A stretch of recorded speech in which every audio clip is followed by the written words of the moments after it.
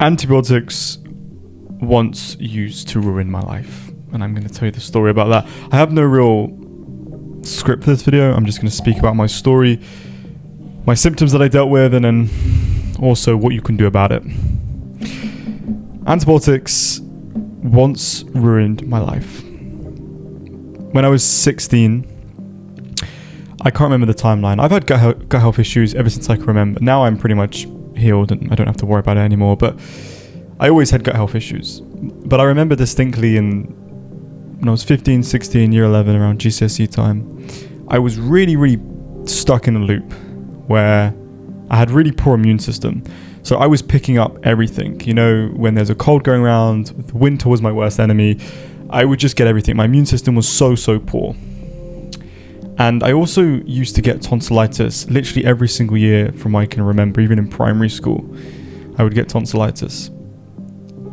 And like it was just normal for me to get it at least once a year. And of course, that's probably where the issue for me really stemmed from. Because every year I was just doing antibiotics. But that was the loop that was killing me, because the antibiotics was ruining my immune system by killing all my gut microbiome, my beneficial bacteria. And then I needed more antibiotics to then deal with the next wave of whatever it may be, whatever infection, whatever tonsillitis, whatever it may be. And no one ever told me that you need to recover from antibiotics, because antibiotics does an incredibly amount of collateral damage on your gut microbiome. And this is why I'm so serious now when people do antibiotics. I'm like, you have to do the right things. Now, there are some people in this world who can take antibiotics and just get on with it and be fine. But there are also some people who do it and they're never the same again because they don't do the right things in place. And it's not a case of like, you just take antibiotics, you just need to treat your gut microbiome like this Petri dish, you just need to kill the bacteria. No. You wipe out so much of your beneficial bacteria and your diversity, which is so incredibly important. It's more important than we can even imagine. There's literally stories of children who have manipulated and changed their autism symptoms based off their gut microbiome, where they've done like fecal transplants to recover their gut microbiome and literally had no symptoms of autism. And then they've done antibiotics again and then experienced autistic symptoms again, which just shows how drastic or how important your gut microbiome is. And then if you're like me and you've done antibiotics so many times, and once you've done antibiotics again, the likelihood of you doing it another time because of your immune system breaking is so much higher. And you have to recover from doing antibiotics. And this was me. 16, 17, 18, 19, 20, 21, until me now when I'm 22. Where I never knew that you had to recover.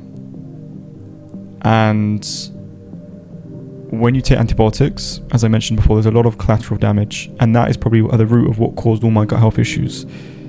If you don't know my whole story, I mean, I was dealing with everything in terms of nutrient deficiencies, eye floaters, stomach pain, like all the traditional IBS symptoms, bloating, fatigue, couldn't like gain any weight muscle wise, everything you can imagine, everything that you're probably going through, I was probably dealing with. Fatigue, brain fog, pretty much every gut health symptom that you can imagine. But one of the core pillars of gut health is the gut microbiome. You can't wipe out your entire gut microbiome and expect you to be healthy. Here are some of the important things that are really important for your gut microbiome. If you take antibiotics and you cause that collateral damage on your gut microbiome, you then will have poor digestion. You can't properly break down your food and absorb nutrients, especially B vitamins. So people all the time, and me included, were getting deficiencies in like folate, B12, iron's also common, these kind of B vitamins. And the answer to this these days is just pump you full of that B vitamin. So for example, I had deficiency in folate, probably because of the antibiotics, and then I would just get pumped full of folic acid, not knowing that like what's the reason behind this deficiency, and it was because of the antibiotics. I didn't recover from it. So then I had nutrient deficiencies, which is a big symptom that I was dealing with, not knowing it was from the antibiotics. And that was causing a lot of fatigue. Okay. When you destroy your gut microbiome and all your beneficial bacteria and your diversity, essentially, I didn't mention this, but there are 3 types of dysbiosis, and dysbiosis means an imbalance of gut bacteria. The three types: there's a lack of beneficial bacteria, a lack of diversity. Now antibiotics will cause both those two because it wipes out the diversity and beneficial bacteria. The third one is also an overgrowth of pathogenic bacteria. This would be an example of candida, H. pylori, things like this. And you become more susceptible to those overgrowths of pathogenic bacteria because the antibiotics have wiped out all the beneficial and diversity, so there's less to combat. And it's easier for overgrowths to colonize your gut because it's healthy to have 90% good, 10% bad, that sort of ratio. But when you wipe out all the good guys, then the bad guys then have a chance to overgrow. And then you get pathogenic overgrowths. That's what dysbiosis is, and that's what antibiotics can cause. You also get a weakened gut lining. So a lot of your beneficial bacteria will produce short-chain fatty acids like butyrate. You don't need to know all this, but then that leads you at a higher risk of things like leaky gut, which can then cause systemic issues like brain fog, like skin issues, like joint issues. All become because you took antibiotics, by the way. And as I mentioned before, overgrowths can take over. Candida, E. coli, things like this can then thrive without competition in your gut. There's no good guys to help out. Weakened immune system. The good microbes in your gut will train the immune cells. And without them, your immune system becomes confused and sluggish, which is why I was picking up everything and why you're probably picking up everything. Now I don't get ill. In the past 3 years, I've probably been ill once with like COVID, and that was it. And apart from that, like it's winter now, I won't get ill. Like I'm confident because it just doesn't happen for me anymore. Whereas like during the months of like October and March, I'd probably like have a runny nose, coughing like consistently throughout. Whereas that's not a thing for me anymore. And I thought that was normal, and it's not. Neurotransmitters. Right, gut bacteria make and regulate serotonin, dopamine, and GABA. You've probably heard about this, serotonin, 90% of it being produced in the gut. It's because of your gut microbiome. Therefore, if you take antibiotics and wipe out, when I say wipe out your gut microbiome, I don't mean it's all gone, but it does cause a lot of collateral damage. And then you wonder why you're getting depressed and anxious, and then why then you have to go and take SSRIs, and I'm very grateful that I never had to take, I was offered it, but never took those kind of things. And then my teenage years and adolescence were, partially ruined due to the fact that I had such severe anxiety. And I was doing the meditation, the cold exposure, everything you could imagine for anxiety, but I didn't realize it was all because of antibiotics. We have a whole system that we use, and there's a lot of macro pillars of gut health. If you don't know, I'm a gut health coach now, but I take people through that. But I'm just emphasizing the antibiotics for this video. So I used to have severe anxiety to the point where I couldn't even go to school because I was throwing up every day, whatever. And I didn't realize it was because my gut microbiome was messed up because I've been on antibiotics all the time. And no one tells you this. So then I'm doing the meditation, I'm doing all the good things for anxiety. You can do the therapy, you can do whatever you want, but like there's a physiological problem where you're not producing enough GABA. GABA is the main calming neurotransmitter. I didn't notice this until I did a GABA, you can do a GABA quiz online, right? It's not the most accurate thing in the world, but it might give you an indication. And I had like incredibly severe deficiency in GABA. And I was like, oh, like it's not just a weird thing, you have anxiety, it's because there's a physiological problem that you're not producing enough of the neurotransmitter. Where's that coming from? Your gut. That's pretty clear. And now I don't deal with anxiety anymore. And that's only because I fixed my gut. Obviously doing a lot of the other anxiety stuff is important. And again, it is a holistic process. But as I said, and everyone's like, oh, I have anxiety. Anxiety has caused my IBS. Well, maybe your gut health issues and your, dysbiosis and your leaky gut, that's what's causing your anxiety. I'd encourage you to look at that because it is a bidirectional relationship and they both will cause each other. Another thing as well is low bile recycling / poor detox, right? Hopefully you're understanding how many different things dysbiosis in your gut microbiome is important for. We don't even understand how important it is, but this is another thing. Microbes in your gut, beneficial microbes, help to metabolize bile acids and hormones. So imbalance is equal to sluggish liver, hormonal issues, acne, fatigue. I had low testosterone. It's probably because of this. I had extremely bad cortisol issues, probably because of this. I had skin issues. I had fatigue. It all makes sense now because I understand it now. I didn't understand it when I was younger, but now I'm actually this is why I help people now because they feel lost where I once was. And guys, I used to get the worst hangovers in the world. Like when I was in university, I used to drink, and obviously it's a poison, so it's going to obviously cause hangovers, but I would barely recover even 48 hours after. And that was most likely because of antibiotics, and I had to do a lot of things to recover from that. Now I don't get hangovers anymore. Because I did a combination of things. Healing my gut, doing liposomal glutathione, NAC, all to help antioxidant boosts. And then this was the game changer. Obviously, you would have seen the thumbnail. I'll show some pictures of me, younger and me now. And this was probably predominantly all due to antibiotics. Now, it's a shame because antibiotics are so overprescribed. Now, they can save lives, but they are 100% definitely overprescribed, that's for sure. And if you don't recover from antibiotics and don't recover with what you need to, and only use them when you absolutely need to as a last resort, you could really fuck up your life. Because that's what happened to me. And that's not there to scare you, I'm just to tell you the severity of how important it is. And I've had clients before tell me, they were concerned about the antibiotic issue. And they were like, how do I recover from, antibiotic use? And the GP proceeded to laugh at them and say, no, you don't need to do any of that shit. Like, probiotics, they don't work. Which is to some degree is true, because a lot of probiotics are crap. But the fact that it said you don't need to recover, you don't need to do anything, or there's no side effects, there's no issue, is extremely damaging and quite upsetting, to be honest.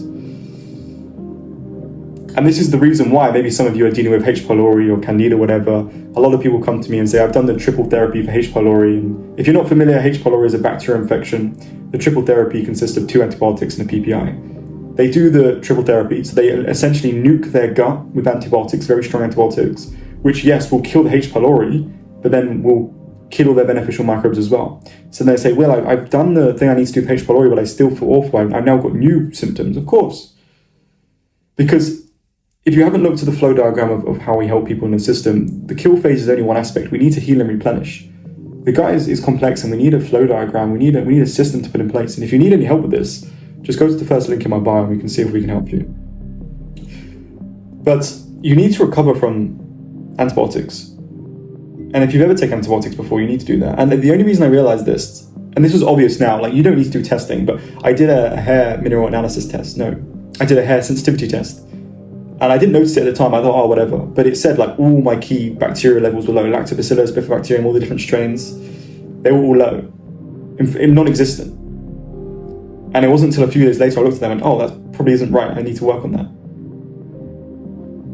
And I didn't realize how important it was. And people don't. People say, just take antibiotics and got an infection, whatever. Not knowing the damage that it causes. So if you have no beneficial bacteria, you have no resilience. If you have no diversity in your gut, you're very fragile. One trigger, one bit of stress, one bit of bad food, one bit of like a microbe entering your gut, it's going to cause you, the whole system crashes. You have no resilience, you have no diversity. That's why you literally can't even basically work, because one bit of stress will send you over the edge. One bit of food from the plane will send you over the edge. One bit of whatever. You have no room to work with. You've become this fragile human being, which you shouldn't be. It's a shame. And recovery is a long path, and there's many different aspects of it, because you now have to replenish the gut microbiome, but you'll also have to do the things that, the damage that the gut microbiome has caused. For example, leaky gut is an example of that. And you need things like, we typically in our process, we do stabilize, recondition, rebuild. Stabilize usually is S. boulardii, which is a beneficial yeast. We then do a potential kill phase if we need to address pathogenic overgrowths. And then we recondition with spore-based probiotics, spore-based, right? Not the random probiotic from Boots, Holland & Barrett. These aren't going to do a lot for you. Spore-based is incredibly powerful in antibiotic recovery and healing leaky gut, because in the name it stays in a spore and only germinates in the large intestine. The problem with fermented food and traditional probiotics is they can't survive the harsh terrain and the stomach acid. So they'll just die off before they even reach the large intestine, which is where they need to be. So they need to go through the stomach acid, which is incredibly strong, and through the whole small intestine before they get to the large intestine where they need to be. Right? This is the argument that maybe suppositories could be good, but that's not something that I usually recommend. So they could be. It could be. It's just that's another world that would be powerful for you to do if you're interested. So that's why spore-based probiotics are so good, and you need the right strains and the right probiotics. Like CDSO1 is an incredible probiotic as well.